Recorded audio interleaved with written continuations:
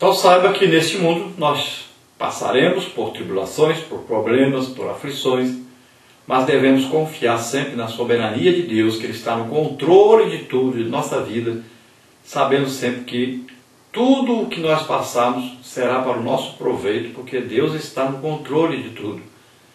E devemos saber que nós podemos evitar muitas aflições, desde que nós estejamos em comunhão com o Senhor. Agora, nunca devemos acreditar que não vamos passar por nenhuma aflição. Então, confiemos em Deus, estejamos certos que Ele está no controle e vai nos ajudar, estará conosco em todos os problemas que nós passamos por eles. Então, durante esse trimestre, nós vamos estudar mais detalhadamente cada um desses assuntos que nós vimos aqui. O mais importante é que você confie em Deus, que você esteja sempre orando, é muito importante. Então veja só que Jesus sempre buscava o quê? A oração, a comunhão com o Pai. Se nós olharmos aí para os exemplos da Bíblia, vamos ver aí grandes homens, homens que foram instrumentos de Deus, que passaram por grandes aflições, mas conseguiram vencer, porque oravam, buscavam a presença de Deus. Aí você pode ver Jó, pode ver aí Davi, pode ver aí o apóstolo Paulo. Então são exemplos para nós que nós devemos olhar a vida desses homens. Podemos ver aí a experiência deles em sofrimentos, em angústias, em aflições, e vemos que eles conseguiram vencer. Por quê? Porque estão com o Senhor. Nós temos uma promessa de estarmos para sempre com o Senhor. Então, o que parece perda aqui na terra, no reino espiritual é ganho. Muitas vezes você parece que está perdendo, mas está ganhando. Então, é melhor perder as coisas materiais para ganhar as espirituais, que são eternas. As materiais são passageiras. Melhores espirituais, porque são eternas. Lembre-se disso. Busque mais as coisas espirituais. Lute mais contra as coisas que te cercam, que tentam te seduzir, te levar para longe do Senhor. Lute contra essas coisas e aproxime-se mais de Deus. Você quer neste momento aceitar Jesus como Senhor e Salvador? Você quer nesse momento fazer uma reconciliação com Deus? Muitas vezes as pessoas estão aí odiando até Deus, detestando Deus, brigando com Deus, porque estão passando por problemas, acham que Deus os abandonou, acabam blasfemando, falando alguma coisa errada. Você quer pedir perdão ao Senhor agora? Vamos orar juntos? Pai querido, em nome de Jesus, abençoa essas vidas, Senhor, ajuda-os. Ó Senhor, em nome de Jesus, perdoa os seus pecados, perdoa as suas ofensas, perdoa, Senhor, muitas vezes o desespero, perdoa, Senhor, muitas vezes se esqueceram da sua presença, do seu amor, do controle que o Senhor tem sobre tudo. Pai querido, em nome de Jesus, perdoa todos eles, reaviva, Senhor, os nomes no livro da vida, abençoa suas vidas, Senhor, suas famílias. Oh, restaurar com Ah, Senhor, vem mesmo restaurando, Senhor, essas vidas, restaurando, Senhor, a paz contigo. Ó Pai querido, em nome de Jesus, abençoa poderosamente, cura, Senhor, as enfermidades, faz maravilhas, Senhor, nessas vidas, em nome de Jesus. Nós te agradecemos, Pai, em nome de Jesus. Amém. Glória a Deus. Se você deseja nos convidar para estarmos aí na sua igreja, dando a palestra para professores, ou a lição da Escola Bíblica Dominical, ou aí um culto de família, ou de missões, ou de evangelismo, ou um culto de libertação, de cura, de milagres. Então, você escolhe aí alguma área, nos convide. Nosso telefone está aí embaixo, nosso e-mail. Entre em contato conosco, que nós estaremos aí ajudando no que for possível. Deus abençoe então a todos. Nós vamos agora ao nosso questionário da nossa lição. Vamos passar aí as respostas e os lugares onde devem ser preenchidos. Lembrando sempre que toda quinta-feira à noite está pronta a lição. Não pegue antes, porque não está pronta ainda.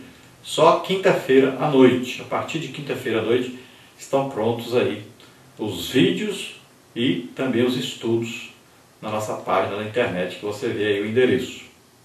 Então, o nosso questionário você encontra aí no nosso site e outros sites. E nós temos aí, primeiro, o nosso texto áureo para completar. Tenho-vos dito isso para que em mim tenhais paz. No mundo tereis aflições. Mas tende bom ânimo, eu venci o mundo. João 16, 33. Na nossa verdade prática aí, a pergunta número 2 para completar também. Mesmo sofrendo as consequências da queda, sabemos que Deus está no controle de todas as coisas. Depois aí dentro da nossa introdução, o crente em Jesus pode vir a sofrer? Pergunta número 3. Sim, conforme ensinou Jesus, João 16, 33. São uma realidade inevitável até mesmo na vida do crente mais fiel. Parte 1 aí, as aflições do tempo presente. Número 4, quais são as maiores aflições do tempo presente? Então, de ordem natural, de ordem econômica e de ordem física. Número 5, quais são algumas das aflições de ordem natural no tempo presente? Então, devastação provocada pela ação irresponsável do homem, calamidade por causa da degradação ambiental, as poluições nos lagos, rios e mares, ocupações em áreas de risco, contribui para a ocorrência de tragédias. Número 6. Quais são algumas das aflições de ordem econômica do tempo presente? Então, a crise econômica internacional empobrece países, nações e famílias. Muitos deram cabo da própria vida porque, da noite para o dia, descobriram que perderam todos os bens. Em nosso país, milhões de pessoas sobrevivem com menos de um salário mínimo. A pobreza, a fome e a miséria continuam a flagelar vidas ao redor do mundo, inclusive a dos servos de Deus. Marcos 12, 41 a 44. Número 7. Quais são algumas das aflições de ordem física do tempo presente? Então, segundo dados da Organização Mundial de Saúde, doenças como câncer, hepatite, hipertensão arterial, depressão e obesidade são consideradas as pragas do século XXI.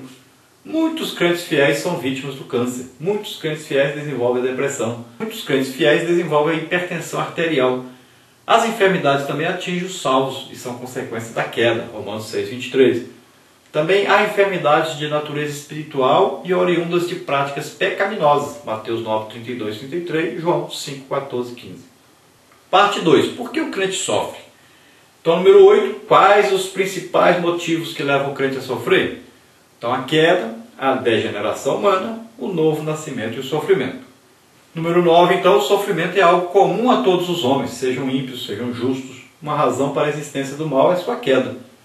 Complete. Deus fez um mundo perfeito, Gênesis 1, 31. Mas a transgressão de Adão trouxe a tristeza, a dor e a morte. Gênesis 3, 16 a 19, Romanos 5, 12. Por isso, todos estão igualmente sujeitos ao sofrimento. Romanos 2, 12, 8, 22. Número 10. Como se dá a degeneração humana? Com a queda no Éden, o homem sofreu um processo de degeneração moral, social e espiritual. Tal degradação, observada na vida de Caim, Gênesis 4, de 8 a 16, na de Lameque, Gênesis 4, 23 e 24, e de toda aquela geração, levou Deus a destruir o mundo pelo dilúvio, Gênesis 6, 1 e capítulo 7, versículo 24. O relato bíblico mostra claramente a corrupção humana e o aparecimento do ódio, da violência, das guerras e todos os atos que contrariam a vontade divina. Não é exatamente essa situação da sociedade atual? A humanidade acha-se em franca rebelião contra Deus. Romanos 3, 23. Número 11. Como se dá o novo nascimento e o sofrimento? Complete. Então, a experiência pessoal e genuína do novo nascimento gera no crente uma natureza oposta à da queda. 1 de João 5, 1 e 19. Apesar de ter nascido de novo, o crente em Jesus não deixa de experimentar o sofrimento, pois, como disse Agostinho de Hipona, a permanência das concupiscências em nós é uma maneira de provarmos a Deus o nosso amor a Ele, lutando contra o pecado por amor ao Senhor. É sobretudo no rompimento radical com o pecado que damos a Deus a prova real do nosso amor. Assim experimentamos o sofrimento porque habitamos um corpo que ainda não foi transformado, mas que espera a sua plena glorificação. 1 Coríntios 15, 35 a 58. Parte 3, o crescimento e a paz nas aflições. Número 12. Como é a soberania divina na vida do crente? Então, a soberania divina na existência do crente garante-lhe que os olhos de Deus sondem a vida por inteiro. Somos em suas mãos o que o vaso é nas mãos do oleiro. Jeremias 18, 4. Número 13, para completar. Eu me alegrarei e regozijarei na tua benignidade, pois consideraste a minha aflição. Conheceste a minha alma das angústias. Salmos 31, 7. Querido irmão, querida irmã, não se desespere. O Senhor, Criador dos céus e da terra, cuida inteiramente de você e dos seus, porque a terra é do Senhor e toda a sua plenitude. 1 Coríntios 10, 26. Número 14. Tudo coopera para o nosso bem. Complete. A vontade de Deus para as nossas vidas é boa, perfeita e agradável. Romanos 12, 2. O escritor aos Hebreus reconhece que o Senhor muitas vezes usa a provação para corrigir-nos e fazer brotar em nossa vida o fruto pacífico de justiça. Hebreus 12, de 3 a 11. No exercício desse processo, crescemos como pessoas e servos de Deus, aprendendo na faculdade das aflições da vida.